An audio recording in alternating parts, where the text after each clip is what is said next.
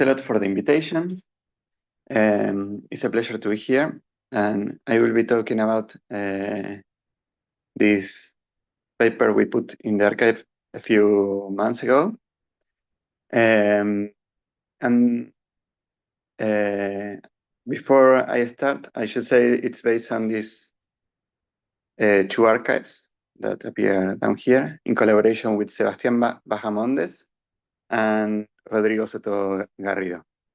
And I should also say that Sebastián is looking for a PhD. He just finished his master thesis, and now he's looking for a PhD in hopefully somewhere in Europe. So if you hear from him, he's a very good candidate. That being said, sorry for doing some propaganda. I will start with the matters that gather us here today. So please feel free to interrupt. Like just unmute yourself whenever you have a question. I will be happy to answer that. Any questions? Okay. So the main topic of this talk is the holographic construction of a Dirac semi-metal. So to be clear, what are we talking about? I will do first a physical motivation, and then we will do some computations. The idea is that Dirac fermions describe quasi-particle with relativistic dispersion relations in the vicinity of some special points of the free-Lewin zone. So the idea is that you may have some lattice model or material even, and at some special points you will have this relativistically dispersing modes that will, in the low energy limit, they will be described by Dirac fermions. And generically, whenever you consider a lattice, you might find more than one Dirac cone. I mean, the famous case of graphene, you have like the one cone for each. You have six of them. But okay, but something interesting might happen, that your model might have some band tuning parameter, and that means that you have some external parameter you can sort of control, maybe continuously, maybe not, that will allow you to move these cones around. And then when you do so, what it might happen is that these two Dirac cones that I had here may collide and get a gap, basically. They merge together. You can imagine them as getting closer and closer here. And then at some point they collide, and then you will find that there is a gap, a mass gap that forming. And depending on how this transition happens, right in the middle, you might find what we call a semi-Dirac or an anisotropic Dirac semi-metal that is a dispersion relation that disperses linearly in one direction and quadratically in the other. So this is a topological phase transition in many senses. One is that it changed the Chern number of the system. For these topological phase transitions, you don't have like the usual order parameters, but you have to invent something else. And basically, in this case, you have a semi-metallic phase here, where you have gapless excitations, and it's towards a massive insulating phase in the right, or here.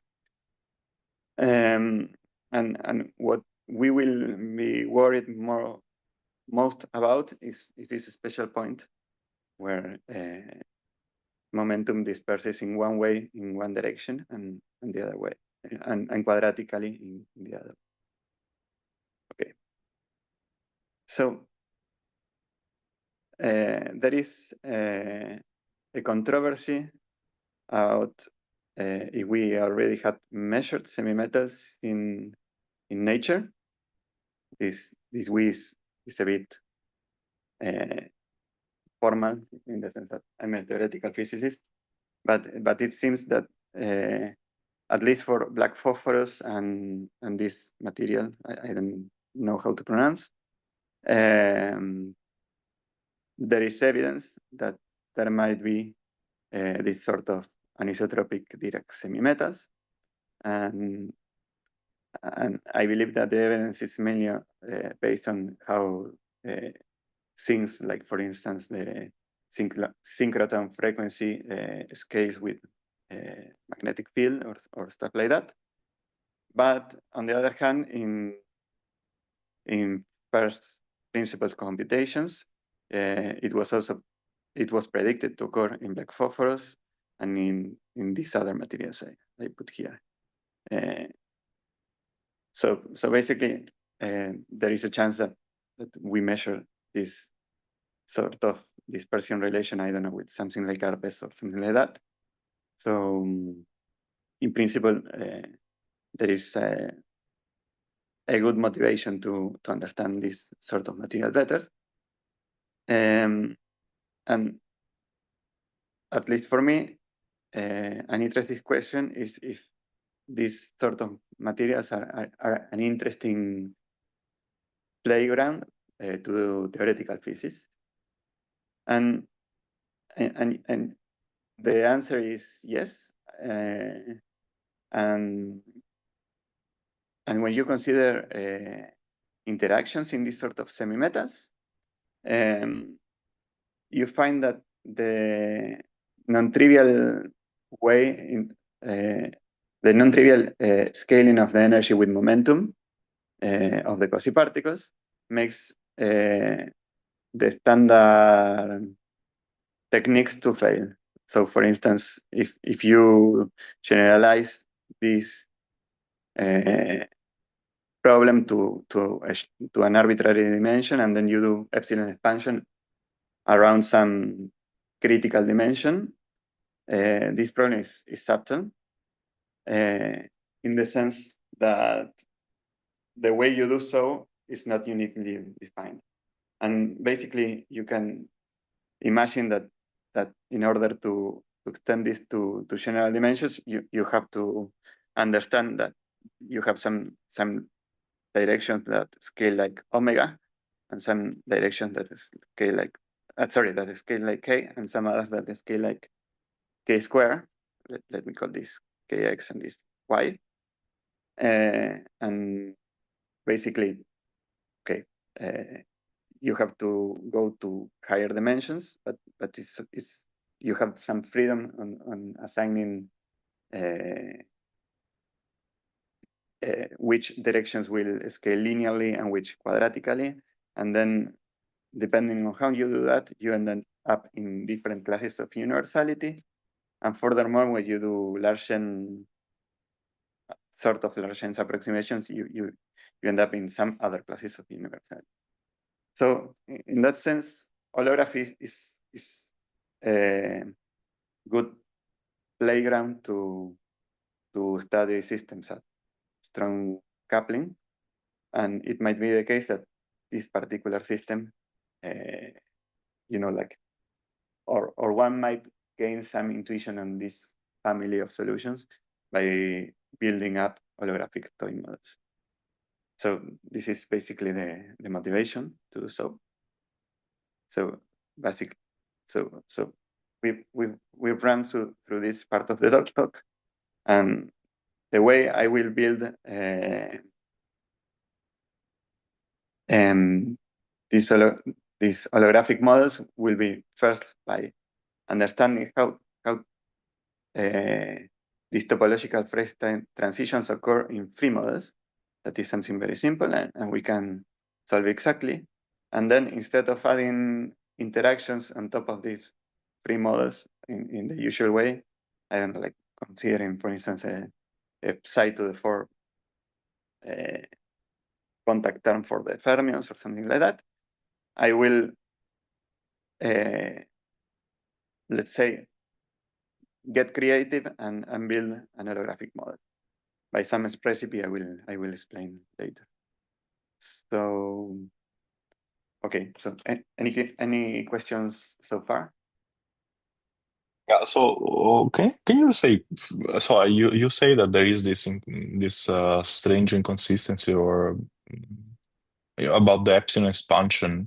So are these class of universality, so you said it's different depending on how you scale, right? The space-time. But yeah, exactly. But are there physical universality class or completely unphysical?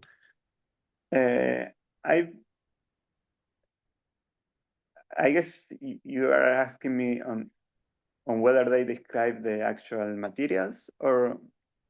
So if you try to extend this computation, for instance, in a physical dimension, so in an integer dimension, is there one of this class of universality which is believed to be physical in the sense that describes some physical system, or all of them are completely inconsistent? No, I believe that they describe physical systems, but they might not describe what you want, right? I see. Okay. And in the sense that it's not unique, then you don't have a guiding principle on how to like take, for instance, epsilon to be big, and you get something interesting that is nice. But if you get many things, how do you choose which is the correct one? Mm-hmm. I see. Sense. Okay. Thank you. Okay. So, further questions? If not, let me continue. So, let me sketch the strategy. As I anticipated, we will build first a free model, and this free model will feature a topological phase transition, just as the one I described with words in the previous slides. And then what we will do will be to identify the UV global symmetries of our toy model and how they are broken in the IR via some relevant couplings. But our model will be free, so the RG flow will be exactly solvable and sort of trivial, but enough to give us our interesting phase transition. And then instead of trying to understand interactions in this free model, what we will do is we will take the couplings of the model to the external fields, and we will build an holographic model by promoting those fields to be dynamical fields living in one extra dimension in an ADS space. And then the holographic dictionary will tell us what are the interesting boundary conditions for these fields living in ADS. So basically, at the end of the day, we will construct different geometries, and we will probe them in different ways. So far, it may be a bit abstract. So let's start with this strategy and see where it takes us. So as I was saying, these special Dirac cones are well described by the Dirac Hamiltonian. And basically the Dirac Hamiltonian describing a free fermion is the one I got over here.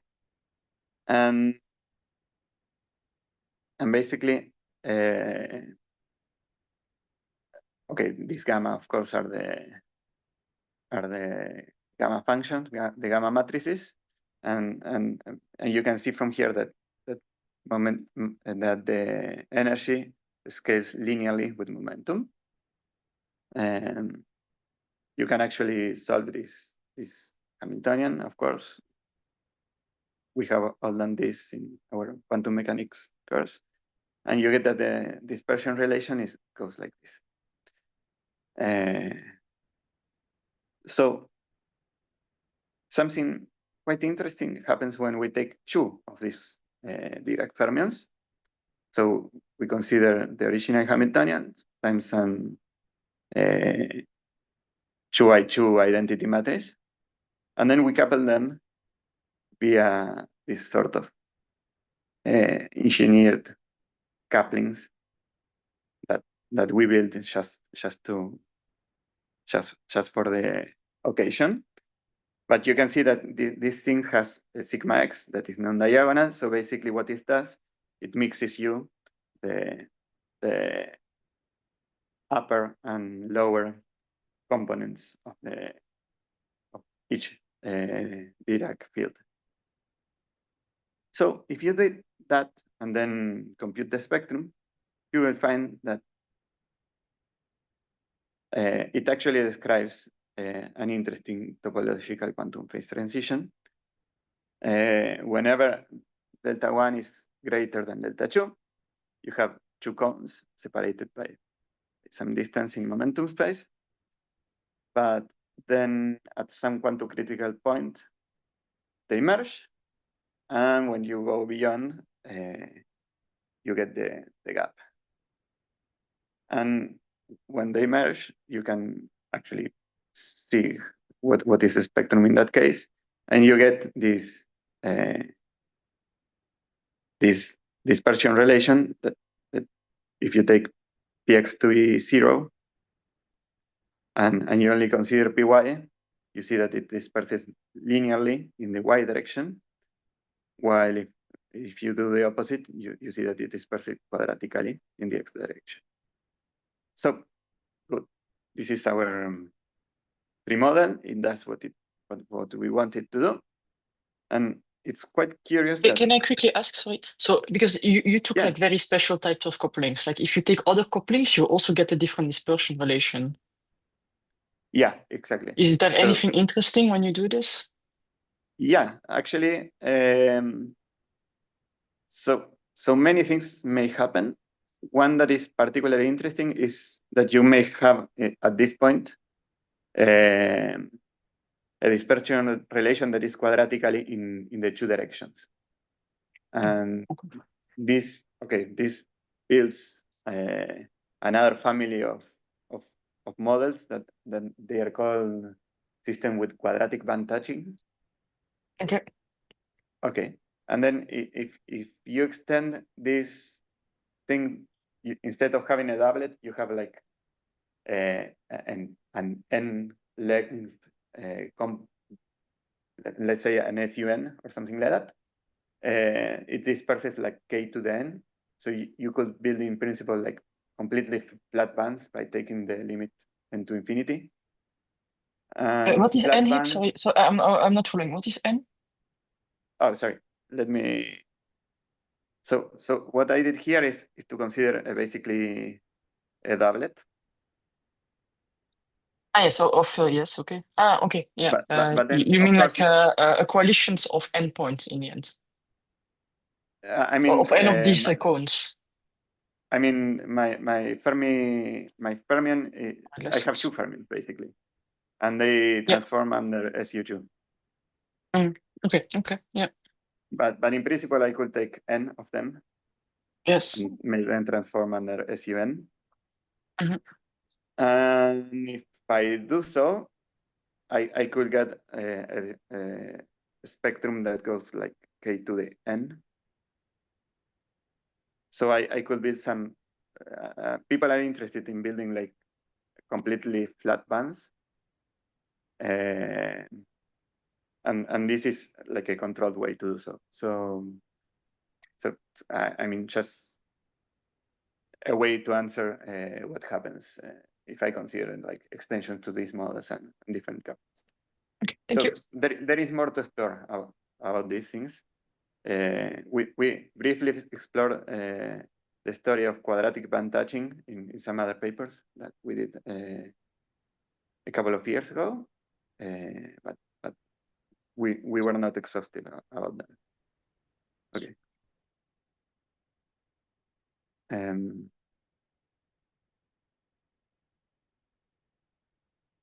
So as I anticipated, in the UV we have two fermions that they transform under some SU2 symmetry, a flavor SU2, and we have a completely relativistic system that I know that's SO2,1.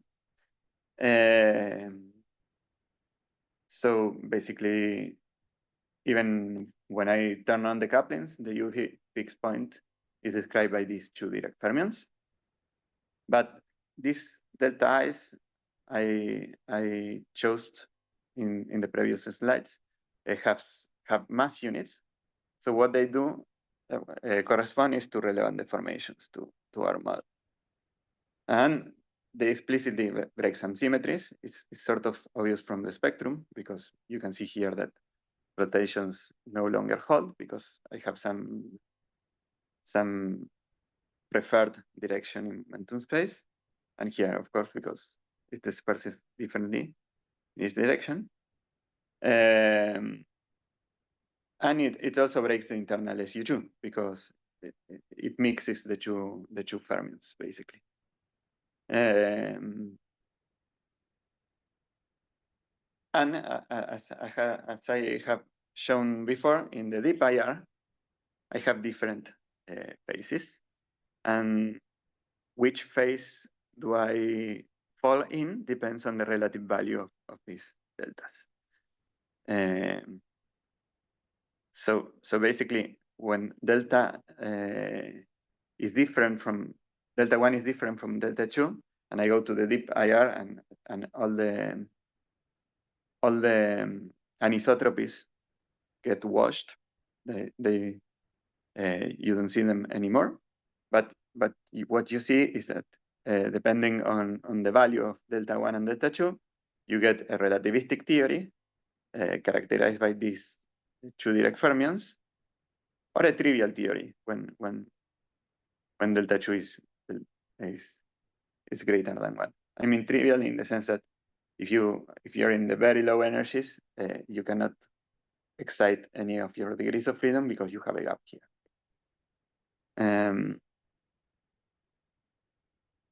But precisely when delta 1 is equals delta 2, the deep IR is described by this anisotropic phase that has a characteristic Lifshitz scaling. So basically, if I rescale time like this and y like this, in order to get a scale invariant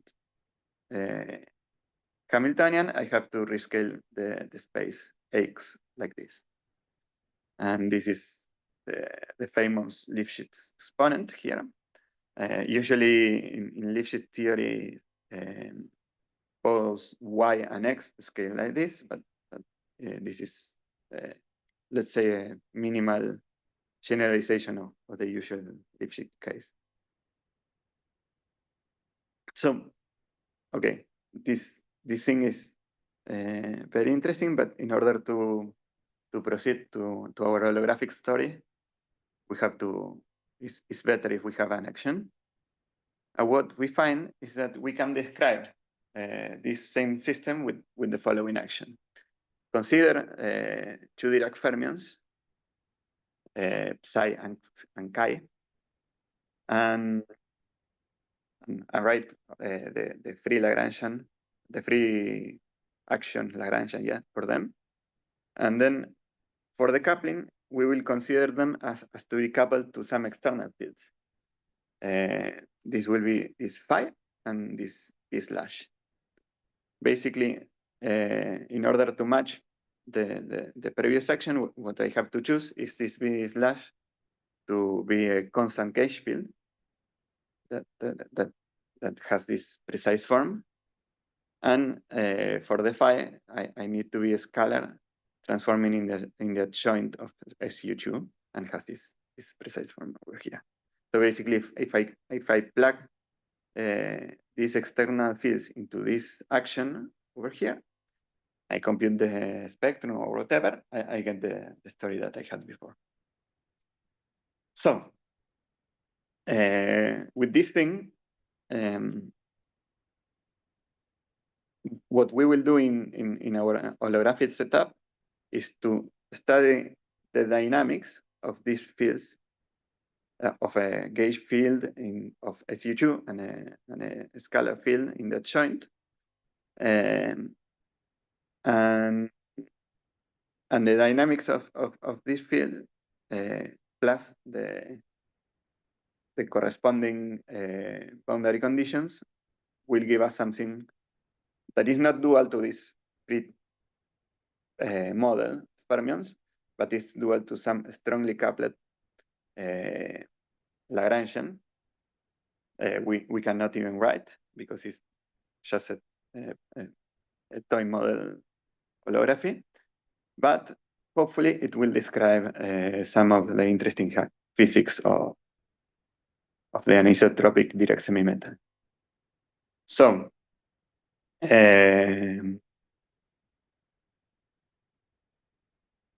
okay, this is the way how we will proceed. If you have any questions, it might be a good point, because the next slide will be already about holography.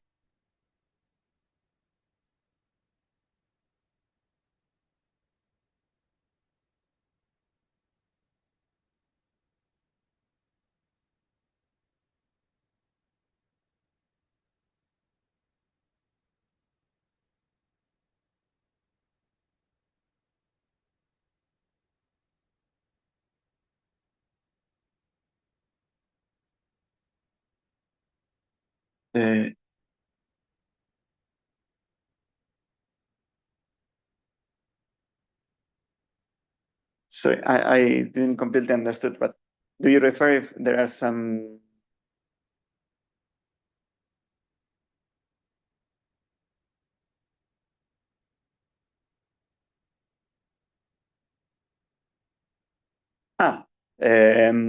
well, there are many examples of fermionic theories in holographic, in the context of holography, but usually the problem is that holography doesn't come only with fermions, it comes with a bunch of stuff. So basically what you try to do is to, and I mean, and what we will do here is to build something that it has something that looks like our fermions and has some extra stuff that we will try to ignore and you know, like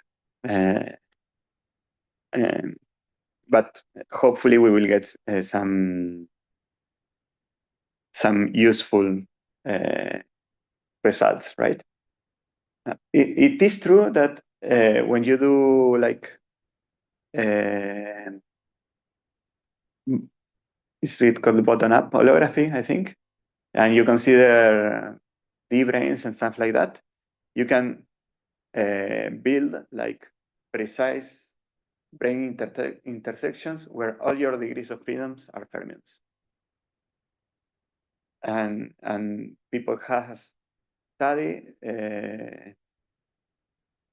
that mainly in the context of relativistic fermions, but no one has done it in the context of these anisotropic Dirac semimetals. Yeah, so that will be a very interesting, you know, like a future direction or something like that.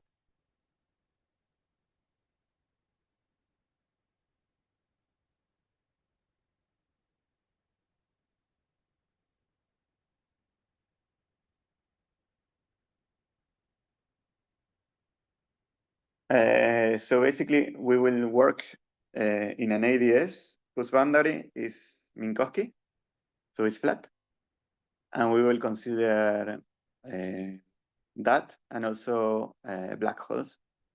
that is the dominant solution for thermal for the thermal ensemble, let's say, in that limit. Okay.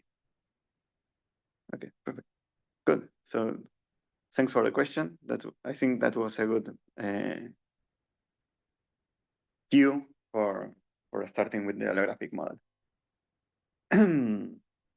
So as I said, I will build a minimal model, and the idea will be to make these fields I found to be sources in the action of my fermions, and promote them to be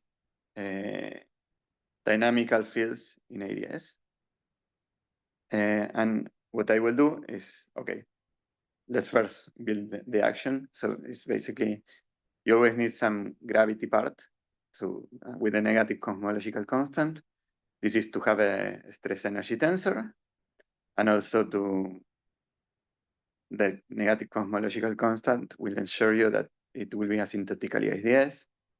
And then apart from the gravity action, I will consider a Yang-Green's action that will be an SU2 gauge field living in the background, in the bulk of ADS.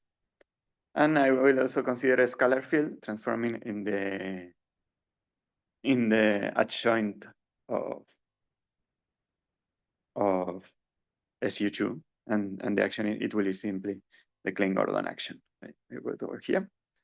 So this is a very simple Lagrangian, let's say. It's only gravity plus Yang-Mills plus Klein-Gordon. And what it will give you as new physics is the boundary conditions. So basically, as we saw, we had some sources in our theory that were related to some particular constant gauge fields and scalars. And we will take these sources to be the boundary conditions for our gauge fields in ADS.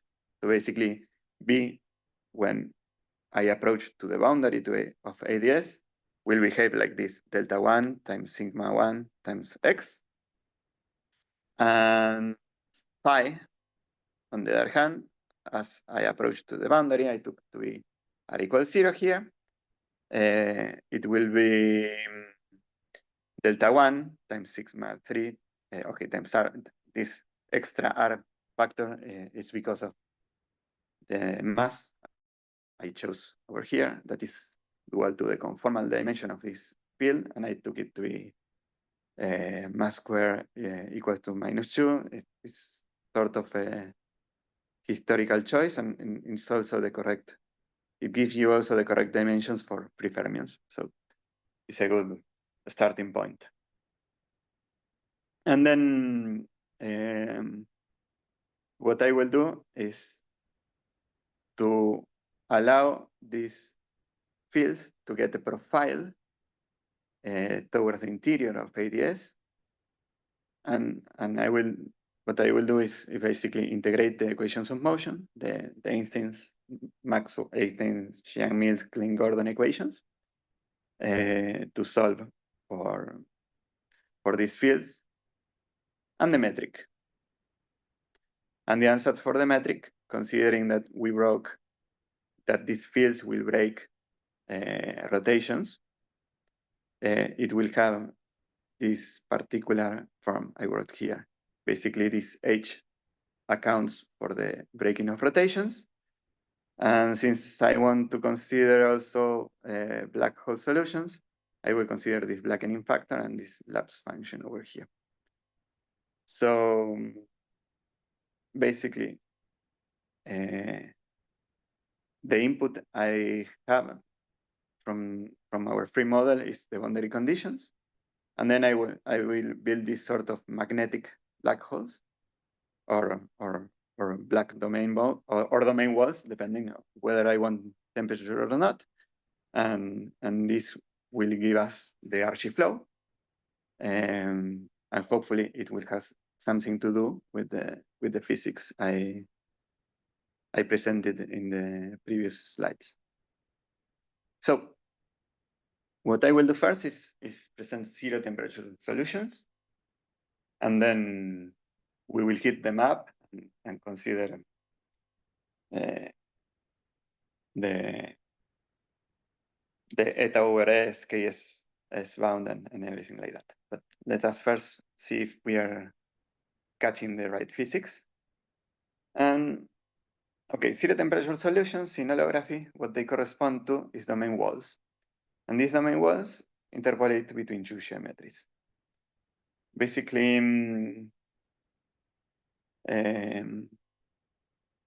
I mean, this is a very old story that it's almost as old as the conjecture. But for this particular case with these boundary conditions, it will feature some novel physics. So maybe I should say that because I'm not adding any references into the slides, that this whole story of considering topological phase transitions, this way of building the holographic duals, started in a paper by Karl Landsteiner and Liu about 2015, that is called Building an Holographic by Semi-Metal or something like that. The reference is, of course, in the paper. And from there, a very rich family of topological phase transitions was consistently built in holography by many authors. And this is just part of this family. So before I continue with presenting the solutions, let me clarify that. So, okay, that being said, let's build the domain walls. And what we find is that there exists a critical value of delta 2 divided delta 1. It's not 1 anymore, but it somehow got renormalized by the interactions. That's something we might have expected. And basically, when we are below this critical value, what we find is domain walls like this one I have here. So what you should look about this domain wall is basically that the value of the gauge field B and the IR is different from 0. Okay, while the value of the scalar field in the IR is equal to 0. So if we interpret the holographic direction as going deeper and deeper in the RG, what this is saying us is that these solutions are flowing to solutions where only the gauge field survives in the deep IR. And this, at least in our free toy model, what it corresponded was to have 2 Dirac cones. So let me try to draw them like this here. So this corresponds to this. And it has something exotic happening here, that the blackening factor, the function f, as you see, it starts from 1 and then, like wiggles a bit in the middle and goes back to 1. And this is sort of curious in the sense that this sort of behavior is supposed to be forbidden for RG flows, in the sense that this FUV, you can relate it to the central charge, and also this FIR, it corresponds to the IR central charge. So basically, what it is saying is us is that the UV and the IR central charges are the same. And this is what people call a boomerang RC flow, in the sense that the RC charges describing the IR and the UV CFT, they are just the same. And this might sound suspicious because RC flow is supposed to be irreversible. But the point here is that this is non-relativistic RC flow, and all the proofs that we have are for relativistic ones.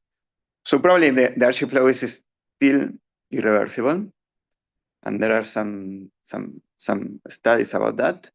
But what happened is that the central charge is no longer a good proxy to count the degrees of freedom in the UV and IR. So that will be for our Dirac phase with cones. So now let me briefly describe our gapped phase over here. What we see here, unfortunately, the plot has an extra factor of R, but you will have to believe me that what happens here is that the gauge field goes to 0, while the scalar field is different from 0 in the deep IR. Yeah. So we are in a situation. This phi was basically related to given a gap to the Dirac cones. So we are basically in some sort of gap phase over here. And here the RC flow is a regular relativistic RC flow, in the sense that FUV is smaller than FIR. So basically the central charge in the UV is greater than the central charge in the IR. So these are basically the two phases, the two, let's say, the metallic and the isolating phase that I was describing before. And before, I don't know if there are any questions before I go to the critical point. This might be a good moment to, I know I said a lot of things, so please feel free to ask anything.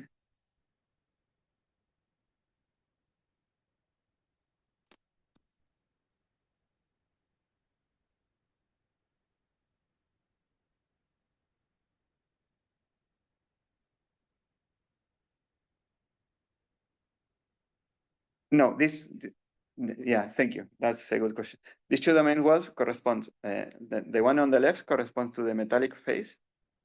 So that's why I try to draw some cones here to remember.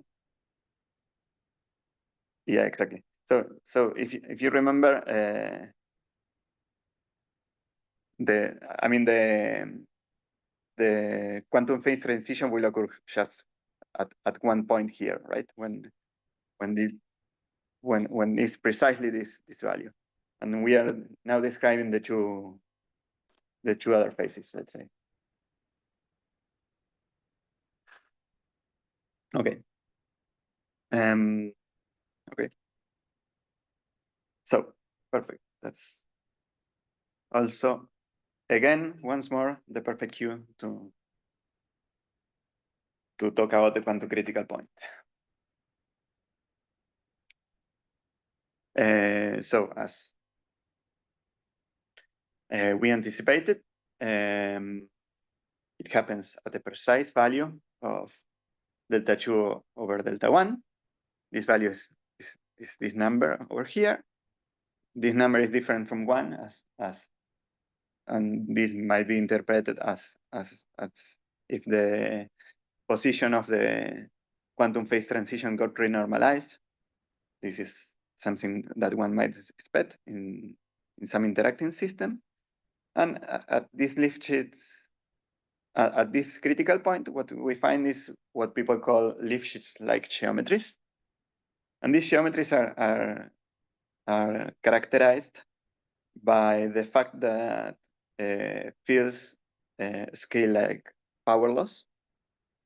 So if you remember, H was the one was the field controlling the breaking of rotations in the metric, and now in the deep IR it goes like some power, and the same happens for our N field that was controlling how time scales, and for the gauge field. And okay, the scalar field and the blackening factor goes to a constant. Okay, and this, if you stare at the geometry and you plug these ansatz that I wrote over here, you realize that you can recognize a critical exponent set that relates to alpha in this way. And then you see that the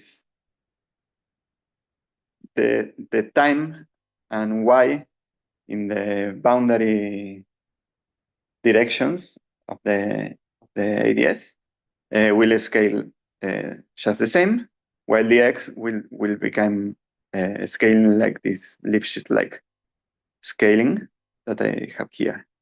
So I will have some anisotropy where time and x scale differently.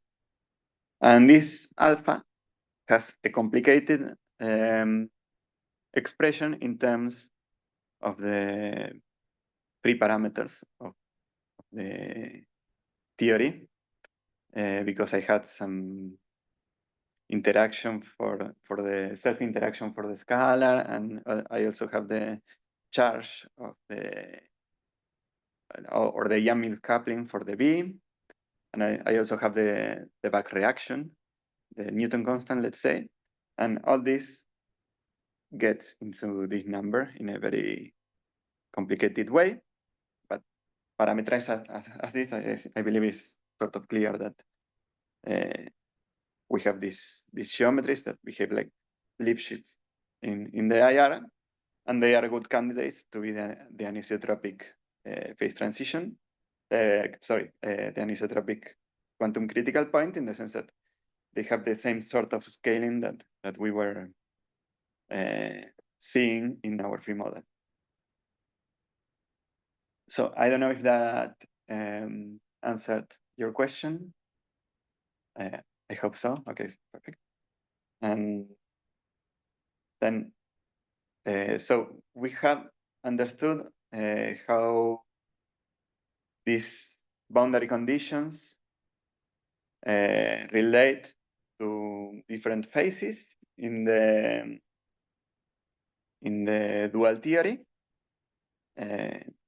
These phases are basically, a good order parameter is the value of B in the deep IR, because it goes from something different from 0 to 0 in the other phase, or you could say the same for this guy over here. But there is no traditional order parameter, in the sense that there is no one point function that gets an spontaneous value without source or something like that, as you will expect in I don't know, for instance, in the usual superfluid case, or your favorite phase transition in quantum field theory or holography. Okay, that being said, if there are no further questions, I will heat up the system and study finite temperature properties of this system. Anyone wants to ask something else, or should I proceed? Good. So, black hole solutions.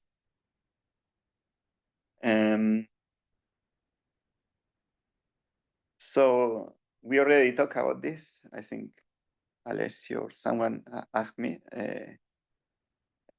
if I was going to consider the thermal circle. And actually in this, I'm sort of working like in the Poincaré patch. So to heat up the system, what I actually have to do is to consider black hole solutions, because that's the dominant saddle of the gravitational partition function in this setup. And what happens when I heat up the system? Many things happen. I'm telling you what I found that more interesting is that the phase transition gets smeared. What do I mean?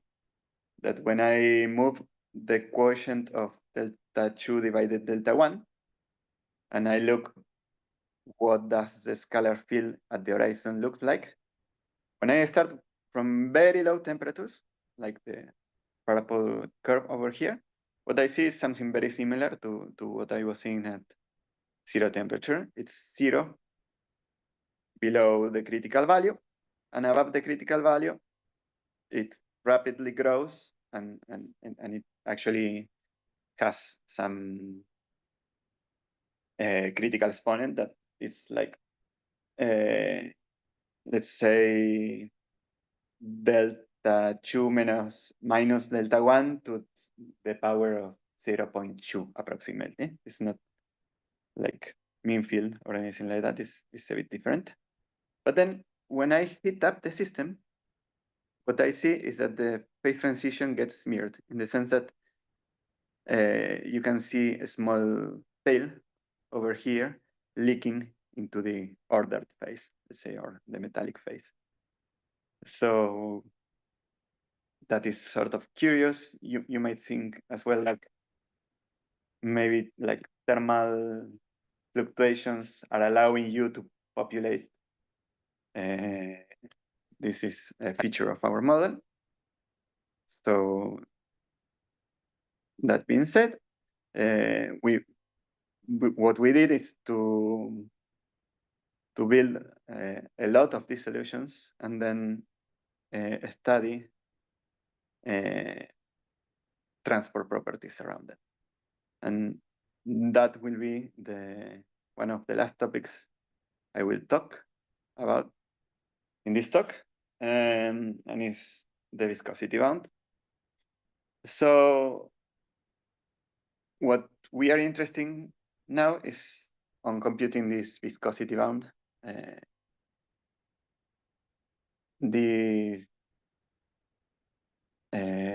viscosity bound is related to the fact that the viscosity over entropy ratio was believed to be bounded and actually be greater than 1 over 4 pi. And of course, you should add some h bar and the Boltzmann constant, but I will take everything to be 1 here. And this is a very long story that started by Goptun, Stalinets, and collaborators back maybe like 20 years ago, I don't know. And it was rapidly shown to be violated in many situations. And of course, this is one of the situations where one expects this bound to be violated. And is it because of the anisotropic scaling of the metric? So basically, what we will do is to compute this shear viscosity using holography. The shear viscosity can be computed via the Cubo formula by computing this retarded correlator over here of the stress energy tensor and taking this particular limit. And this corresponds in the ADS background to study gravitational waves, because we know that the T mu is dual to the metric. And basically, if we want to study correlators of the stress energy tensor, what we have to do is study fluctuations of the metric with the appropriate boundary conditions. And then, okay, you perturb your metric, you find out that it couples to many other modes, and the problem becomes quite involved. But once you organize all your modes and compute the on-shell action, you can actually get quite straightforwardly this eta over S here. And what we find in this plot, what I'm showing is what is the value of eta over S as a function of the parameter delta 2 divided delta 1. And it starts in 1. So I wrote the factor of 4 pi to get a 1 whenever we are in the KSS-bound. And then you see that in the extremes, when delta 2 is 0 or when it's infinity, you get the 1, and then it's mildly violated in the intermediate regimes, like over here. These mild violations are sort of okay and well understood, because as soon as you change a little bit Einstein gravity, you might expect that this bound is no longer this thing, but you get a number over here. And this number can be smaller than 1. There is no reason to believe that will not be the case. But what calls us our attention more is what happens at the critical point here. And as you can see, as we lower the temperature, what we see is that at the critical point, it seems to go to 0. And actually, let me do the opposite plot, and now step at the precise value of delta 2 divided delta 1, that is the critical point, and draw how this eta over S depends on the temperature. And what you get to see is this curve that I have here. Okay, at high temperatures, it simply goes to 1 to the KSS-bound, but then at low temperatures, you see that it scales like a power law. This is a log-log plot, so these straight lines are power laws. And actually, this power law, it actually coincides with the one predicted, like by studying the scaling properties of the Lifshitz metric I showed before. So basically, this is the out of bound viscosity I promised in the title. So let me know if you have any questions about it. If not, I might take just 1 more minute to say something else and then upload. So yeah, of course.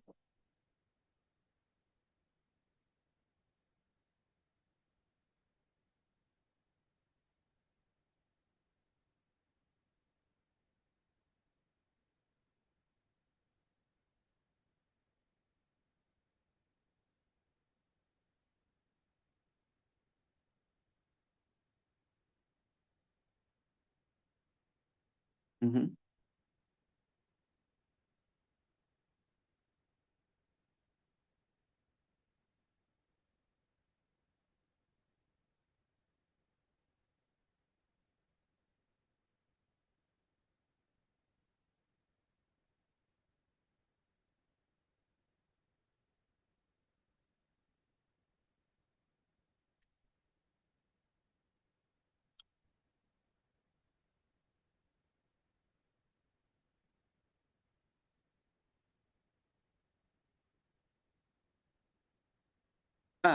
Well, there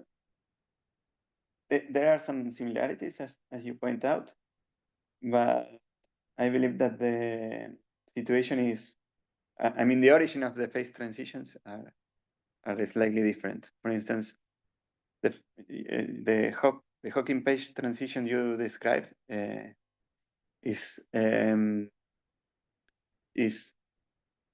purely related to the fact that you have basically two ways. So your boundary theory is living on a sphere times a thermal circle, and then you have the scale that is the size of the sphere to play with, and then and also you have temperature, right? But in conformal field theories, if you have only one scale, it doesn't make any sense. So let's say you only have temperature. Any temperature different from 0 is just equivalent. Now, as soon as your theory lives in a sphere, you are back in business because you have the radius of the sphere and the temperature, and there is an interplay there. So basically, in this particular situation, I'm working on the Poincaré patch. So basically what I did is to take the radius of this sphere and blow it to infinity. So I'm always like in the high temperature phase of the Hawking phase transition. And then I'm adding some extra parameters that corresponds to this, to the boundary conditions of these fields, that are these parameters that you pointed at. And this is, so I could go back to the sphere and do the same story, and I will have like Hawking phase transition on top of this quantum phase, or not quantum, but this phase transition induced by the parameters related to the boundary conditions of the fields. Yeah, okay. Okay, perfect. Okay, good. Thank you for the question. Okay, any further questions? Good. If not, I will just say one more thing. I'm already past time, but this will take just 1 minute. And a last computation I wanted to show you today is what happens when we consider bulk fermions. So what we did is, to these geometries I was showing up here, we added some probe fermions living on top of these black holes that define the Dirac equation.